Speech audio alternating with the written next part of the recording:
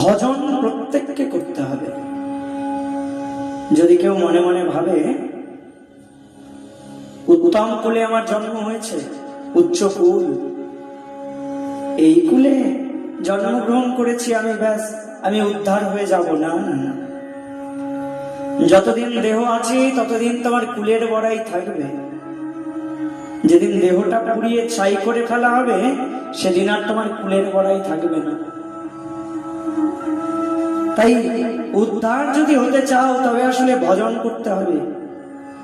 যদি ভজন না করো তবে ওই উচ্চ কুল দিয়েও কিন্তু তোমার কোনো উপকার হবে না।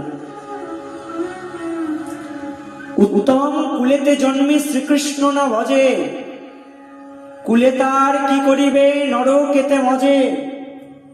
উত্তম কুলে জন্ম নিয়ে কেউ যদি ভগবানের ভজন না করে তবে তাকে নরকেই যেতে হবে। কুল তাকে বাঁচাতে পারবে না, কুল তাকে উদ্ধার করতে পারবে না। আমরা সকলেই জানি কুলের দ্বারা ভগবানকে লাভ করা যায় না। ভগবানকে লাভ করতে হলে প্রেম চাই, ভক্তি চাই। কুল দিয়ে তারে পাবে না। যদি কুল দিয়ে তারে পাওয়া যেত তবে গুহক চণ্ডাল, যাকে শ্রীরামচন্দ্র সখা বলে সম্বোধন করলেন, তিনি কখনো ভগবানের সখা হতে পারতেন না যদি কুলের দ্বারা বিচার করা হতো।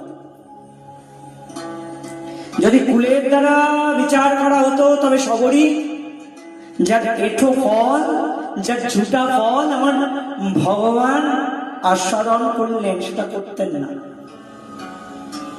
যদি কুলের দ্বারা বিচার হতো তবে বিদুরের ঘরে গিয়ে, দাসীপুত্র বিদুর, তার ঘরে গিয়ে ভগবান কখনো অমন করে কলার খোসাটাকে গ্রহণ করতেন না। তাই কি করে বরণ কুল, কুলের গর্ব করে যদি বসে থাকো তবে আসলে তুমি এত সুন্দর দেবদুর্লভ মানব জন্মটাকেই আসলে হেলায় হারিয়ে ফেলবে। তাই কুলের গর্ব করে বসে থেকো না, ভজন করো। যেই ভজে সেই বড়, যে ভজন করে সেই বড় হয়ে যায়। অভক্তহীন ছাড়, কৃষ্ণ ভজনে নাই জাতি কুলাদির বিচার। কৃষ্ণ ভজনে কোনো জাত কুলের বিচার নাই, যে ভজন করে সেই বড় হয়ে যায়। তাই উচ্চ কুলে জন্মগ্রহণ করে কেউ যেন অহংকারী হয়ে যেও না। কেন জানো? কারণ একবার যদি অহংকার এসে হৃদয়ের মাঝে বাসা বাঁধে তবে সেই হৃদয়ে ভগবান কোনোদিন এসে বসবেন না। তাই অহংকারকে যেন বসতে দিও না। এখনো সাবধান হয়ে যাও। এত সুন্দর মানব দেহটাকে কেউ হেলায় হারিয়ে ফেলো না যেন।